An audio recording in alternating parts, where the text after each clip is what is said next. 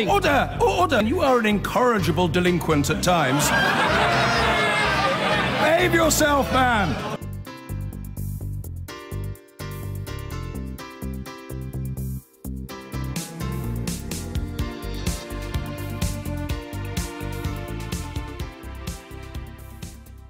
This morning now, it emerged that the Bank of England believes that up to 75,000 jobs could be lost in the UK's financial services sector after Brexit, particularly if there is no deal between Britain and the EU. And ministers are also preparing for battles in Parliament, where opposition and Conservative MPs are tabling hundreds of amendments to the government's Brexit legislation. For many people who voted to leave the EU, it amounts to an attempt to derail Brexit. Let's take a look. In the view of the Bank of England, the loss of 75,000 is a reasonable scenario, especially if there isn't a deal covering financial services. Meanwhile, ministers have revealed a list of the 58 sectors of the economy in which they have assessed the impact of Brexit. But they're resisting calls to publish the results of those assessments. And yesterday, Chief Brexit negotiator Michel Barnier took time to meet three senior anti-Brexit British politicians, the rebels, as they called themselves, included the former Conservative Chancellor Ken Clarke and former Liberal Democrat leader Nick Clegg. In Parliament, the government's flagship piece of Brexit legislation, the EU Withdrawal Bill, will be back in the Commons in exactly 2 weeks. Ministers will then have to tangle with a huge number of possible amendments to the bill, which have been tabled by opposition and Conservative MPs. The total is currently 347 amendments. And the withdrawal bill is just one of 8 Brexit bills that the government wants to become law. But it's not just those Brexit bills that could be amended. Yesterday, the government appeared to be facing defeat in the House of Lords, with a Labour amendment seeking to include part of the EU's Charter of Fundamental Rights in the Data Protection Bill. But in the end, the amendment wasn't moved. And joining me now is the Culture Minister, Matt Hancock. Welcome to the Daily Politics. Let's start with the issue of the Data Protection Bill, which you're responsible for. Now, we reported yesterday Labour wanted part of the EU's Charter of Fundamental Rights put into the bill, and it was thought you could be facing defeat, but it was then withdrawn. So are you breathing a huge sigh of relief? Yeah, I think we won the argument. And Labour put forward this amendment. I know you discussed it on the programme yesterday. The amendment would have had some very serious negative repercussions. We've thought very carefully about this bill and the bills that are in front of Parliament. And I'm glad that they decided at the last minute not to push their amendments. Right. So, you know, part of the parliamentary process is looking at the amendments that are tabled, seeing if any have any merit, and if you think that some are damaging, then pushing back and winning the argument. So do you see that Brexit is now going to impact on the wider legislative agenda, and actually the opposition will take opportunities to make life more difficult for the government with bills like data protection? I mean, it's not even one of the government's 8 Brexit bills.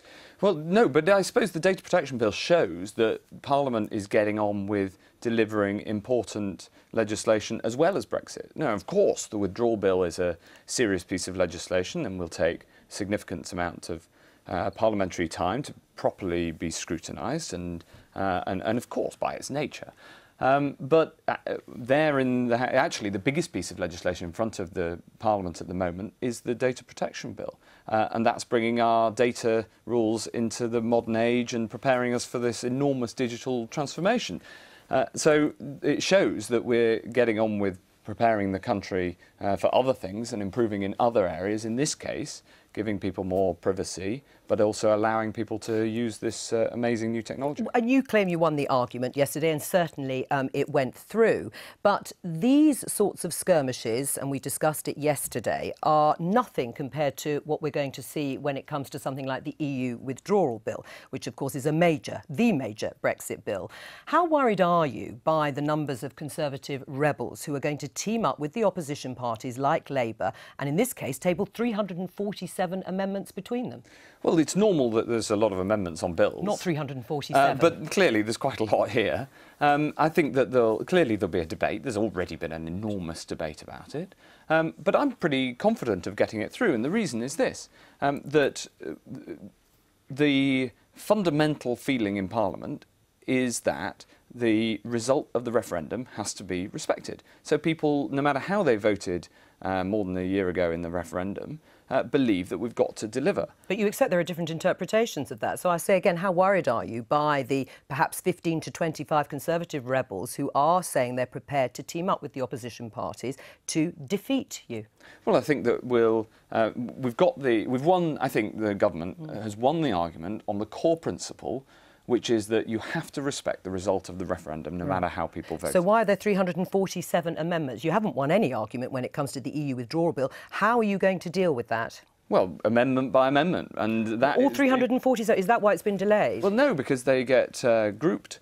And then you deal with groups of amendments, and some will be highly technical, and some will be just showboating, and others will be, serious amendments on the issues. And this is the process of Parliament. After all, one of the great things about having a parliamentary system like this is that everybody in Parliament can put their amendments down, and then we go through them in. So it's legitimate parliamentary scrutiny in your mind by your colleagues here, or do you think this is a large group of pro-Remain MPs who are still not reconciled to Brexit happening and are trying to thwart it? No, as it happens, I think that it is questions on the detail. I think the fact that we got the timetable through for this bill in September, there was a vote in September, which means that this will be done in an organised way in Parliament, not all through the night sittings as there have been on bills in the past. That shows that people are serious about, yes, having the parliamentary debate and enough parliamentary time to have the discussions, but also coming to a reasonable conclusion. Is it also legitimate, then, parliamentary scrutiny of your colleague Dominic Grieve to table an amendment to insist that a no-deal scenario cannot happen and that should be written into the bill? Is that legitimate? Well, I don't happen to agree with him on that. Right. But, MPs can put down their amendments on all sorts of things. And I think ultimately we'll have a lot of debate. And then the bill will go through, and then we'll leave, and that will help us to leave in the most orderly way possible. Ultimately, the people on that side of the argument don't want a cliff edge any more than I do. And this legislation is critical to ensure that we have an orderly departure. Is it reasonable of the Bank of England, who today have said up to 75,000 jobs could be lost in financial services following Britain's departure from the European Union? Well, the bank's independent, and so they can say what they think. Yes. And is it reasonable? Do you think that is likely to happen? Well, I think that firstly, I think that we're going to get a good deal, so it's hypothetical.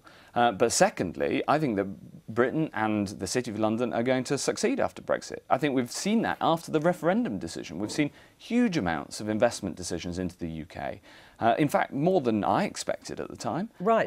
So the Bank of England is wrong? Well, I think that Britain's going to be hugely successful. So you don't see 75,000 jobs could be lost. You say it's actually, that Britain is going to get a deal, but they still expect substantial job losses even with a trading deal. Are they just scaremongering? Well, look, I used to be an economic forecaster, and one of the things I've learned to do is never to make economic forecasts. And I think the last couple of years have strengthened me in that position. But I will say this.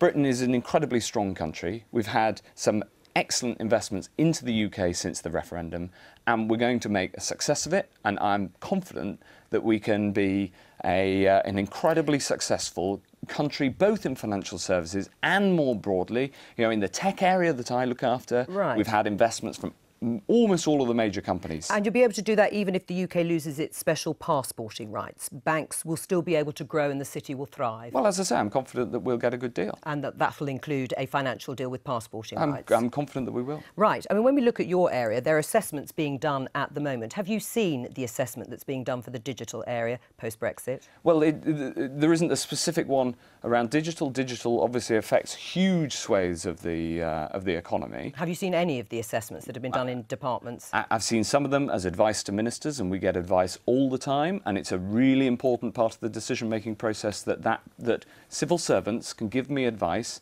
and know that advice will remain private. Right. Otherwise, if you don't have that private space, then you can't have a genuine discussion between civil servants and ministers. Is that what you're basing, though, your positive outlook for your sector and others on that government assessment? On all sorts of things, on internal assessments, also on the decisions that have been made by investors, international investors, everywhere from Apple, Google, Facebook, Amazon, IBM. All these companies have made very significant overall multi-billion-dollar investment decisions since the referendum. Right, but you're not going to publish those assessments. But clearly, if they're that positive, why wouldn't you? Well, because I'm not going to get into publishing advice that's given to me as a minister. You know, as a minister, I work incredibly closely with civil servants. But what about transparency on the Brexit process? They're often, I'm sure Louise would agree, some of the most brilliant people and brilliant minds in the country. And they give me full and frank advice, and so they should. But if they thought that their advice might in future be published, then they'd be tempered in how they'd write that down. I need people advising me to be completely frank and open with me, knowing that they can be frank in advice to ministers because it'll be respected and it'll be kept private and not accidentally become part of the public debate. Louise Casey, since Matt Hancock has asked for your agreement in terms of the advice that civil servants get, do you think it is right that we don't see these important assessments about how British industry and various departments are going to look in their analysis post-Brexit? Well, I think it's absolutely. I was listening to that conversation and thinking, you know, part of the problem with all of this is the country doesn't really know who to believe, doesn't really know whether we're coming or going. When most of us are worried about housing, whether the kids can pay their rent, whether jobs are going to go out the window because of Brexit, or whether more jobs are going to arrive because of Brexit, it's very hard to see what the truth is behind it. And there must be truth. There must be truth in some of this. Some of it's going to be right and some of it's going to be wrong. So would it be a good idea to publish these assessments? I personally think it would be a very good idea if the government and others gave more information in a much more transparent way about how we could go forward, whether that's private ministerial advice or whether that's, you know, sometimes you look around and think, well, who do you trust? Is it the Institute for Fiscal Studies? Is it the government? Is it Keir Starmer? It's quite hard for us to get to the bottom of it. And sometimes there is a role for independent advice to say, you know, these are the different stages we could take as we go through Brexit. What I do know is I think the bickering, which is what it feels like, has to stop. It feels like it's a constant, we were pro-Brexit, we were anti-Brexit, we're Remainers, they're all called Ramonas. Right. We're tired of all of that when what we want is a country gripped and to help negotiate us through something that doesn't make people poorer and worse off, because those are the people that may be worst affected. Well, Louise Casey thinks you should publish those assessments. It would help the arguments. It's not quite what she said. Well, that you could publish more information to help you make the arguments about Brexit. Otherwise, why should we believe you? Well, I think that a really good example of this was that over the summer, we published over a dozen papers on where we wanted to get to in various different areas. We did one in data protection. I've read a few of those. And so we do publish. But they weren't assessments about how Britain would look post-Brexit. That was a sort of wish list. Well, it's part of our negotiating strategy. But that's not the same as an assessment of how Britain will look post-Brexit. Would that help people be convinced that it will be, in the government's mind, a positive thing? Well, I think that, you know, I've said that I think it will be. I think that asking officials to write advice to a minister in private and then, after the fact, demanding that's published is unfair on officials and, crucially, makes decision-making harder. All right, just briefly before we move on, was it wrong of Michel Barnier to meet Nick Clegg, Ken Clarke and Labour's Lord Adonis? Well, he can meet who he likes, but what he needs to know is that that is not the centre of gravity of British politics. The centre of gravity of British politics is that the British people made a decision and we need to get the best possible deal, and that we're going to make a success. Does he think he'd have more clarity meeting them than perhaps David Davis? No, I think David Davis is doing an excellent job. Right. So what about Ken Clarke? Do you think he should have done that? He's a sitting Conservative MP. Well, I think it's perfectly reasonable for Michel Barnier or anybody else to meet who they want to meet. I think I'm always in favour of talking to people you agree with and who you disagree with. But the crucial thing is for the negotiators on the other side to know that that does not represent the core of British politics, and actually what we want to do is get a good deal that's good for us, good for the European Union, and then go and make a success of it. OK, now, stay with us, because the government has announced a review of regulations on gambling. A 12-week consultation will cover online gamblers, the protections of minors and advertising. But most of the attention this morning has focused on the 34,000 fixed odds betting machines on which a punter can lose up to £100 every 20 seconds. A Church of England bishop today called on the maximum stake to be capped at £2. Louise Casey, do you agree with the Church of England? Should it be capped at £2? I don't know whether it should be capped at £2. I do think that introducing any form of regulation that actually deals with addiction when actually that addiction is literally pouring money out of a family and into somebody else's profits can only be a good thing. One of the things I did think about this morning when I was listening to some of the coverage of this is, has anybody actually asked the people, are the addicts, what they think the amount should be set at, rather than all of those that aren't addicts having views on what happens to poor people again? Right. Should it be set at £2? Well, we've published this consultation. What do you think? Well, I think that we want to hear all the evidence. That's why we published a consultation. But it's a range of £2 to £50. If you think that £100 is particularly bad for people who are addicted to that sort of gambling, £50 isn't going to make that much of a difference, is it? Well, what we want to do is have a debate on this. I think the paper's successfully sparked off that debate. I agree very much with Louise that we want to have all of the views of people who are affected by this right across the board. We've got a 12-week consultation. We purposefully ensured that the consultation is broad so that we can get people's views on what we should do. I do think, though, it should be incredibly low. I wouldn't rule out the £2, Joe, because actually the type of gambling that this is dealing with is so fast and so repetitive. Well, that's the point. I mean, we have heard actually 50 quid would be a disaster because, you know, 50 quid is such a lot of money to people that are in this type of position. And again and again and again, you know, why I welcome us doing something about this, and I think the Church of England is right to say let's set it incredibly low, is because this is all about something that's happened within 3 years. We should probably never has gone as wild as people have done in terms of licensing around betting, but we are where we are now, and it's about trying to get the genie back into the bottle, and that will take radical change. So ministers should be brave about, at the end of this consultation, being very serious about actually dealing with the human beings on the receiving end of that type of marketing. All right, Matt Hancock, thank you very much. Now, discussions are going on between Brussels and London about when the next round of Brexit negotiations will take place. The aim is for a deal to move on to the next stage of the talks to be in place before EU leaders meet in December. But EU's chief negotiator, we were just talking about, Michel Barnier, was busy yesterday when he met 3 leading Remain campaigners.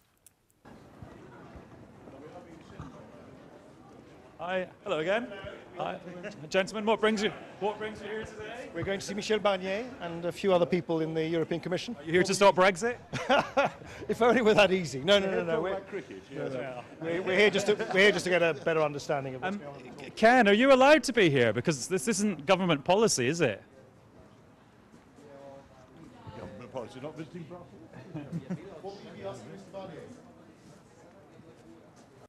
Well, they called themselves the 3 rebels, going off to meet Michel Barnier. Here in the studio, I'm joined now by Samuli Virtanen, a Deputy Minister in the Finnish government. I hope I pronounced your name correctly there. Yes, I can recognise myself. Good. The 3 rebels that we just talked about, Nick Clegg, Ken Clarke and Lord Adonis. Do you think Michel Barnier should have been meeting them?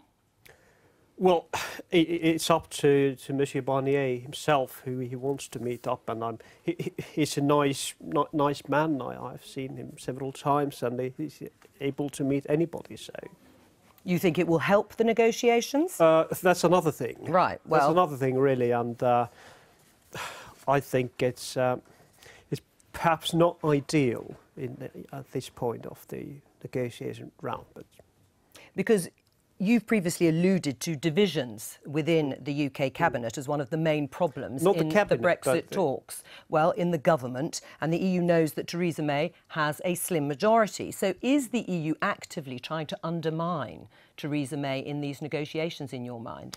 Now, let me be clear what I said in Luxembourg and elsewhere, saying that at the moment it seems that the EU 27 is more unanimous than UK 1. I didn't refer to the UK government. I think that's the ministers I've met, they all got the same message. And what I've heard that the speech Theresa May gave in Florence, it was analysed, gone through by the entire cabinet. Right, although you've said sometimes it's difficult to see what Britain really wants from these negotiations. That's true. That's true, because we basically know what the government wants. They want to have a good deal. Well, everybody wants a good deal. We also want that one. But then I'm here on a more or less fact-finding mission for 2 days and trying to understand what this Britain as a country wants. you know, because when you read the British newspapers, watch the British media, follow the discussions in the Parliament here in Westminster, you get an idea that okay, the majority of the British people, they want to leave the EU, but it seems that there are some saying that perhaps we should cancel the whole thing. Does that mean that if there were to be an increase in the number of meetings between Michel Barnier and the UK, that might help negotiations? Do you agree that actually the EU has been quite inflexible in terms of broadening the remit so that trade talks could be discussed as part of the divorce settlement, and that they should meet with more frequency? Well, basically, I think that when we get around the negotiation table, we should have two equal partners. And like when Michel Barnier gets there, he knows that he's got the backup of 27 countries. But it's quite difficult for the UK government at the moment, because we get one message from the government, and then there are messages coming from London saying that actually we could do it in another way. I've met tens of people in Helsinki, in Brussels, in Luxembourg, who say to me that, you know, Sam, perhaps they will cancel the Brexit. Do you really believe? Do you believe that that is a possible scenario? No, you don't. No, right. I believe that Brexit is going to happen. Isn't it though just about the money from your side? I mean, you know, Britain is a net contributor. When Britain leaves, there will be, like Finland, there will be a hole in the budget. And Emmanuel Macron, the French president, made it very clear that we're only halfway there. Britain is only halfway there. So it just comes down to euros and pounds for you, doesn't it? Well, money is definitely one of the biggest issues, if not the biggest issue. Right. But we've got a long way ahead of us still to find a solution or agreement which works for everybody. Right, but why should Britain pay more? Why should Britain pay more than what it owes in the minds of the EU in terms of the budget till 2020? There's no other legal obligation on Britain, is there? No. Rights and obligations must be on balance. I think that's fairly what the EU has said. But 20 billion euros is what's been intimated by Britain. Is that not enough? That's something that belongs to the negotiation table. Right, but you would like to see more money on the table? I want to see a deal which is fair for everybody. Right, which would be, in terms of euros? I'm not going to name any sum. Are you confident that there is going to be a deal by March 2019? I certainly hope so. The time is ticking, and it's we haven't got any time to waste at this point. But I definitely hope we'll find a good deal, and that's also partly because why I'm here, because Finland, we are part of the 27, of course, but you are one of our best allies in the world, also in Europe.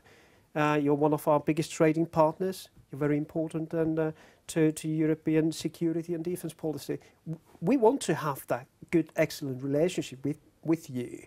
And it's the British people decide themselves which international organisation they want to belong to or don't want to belong to.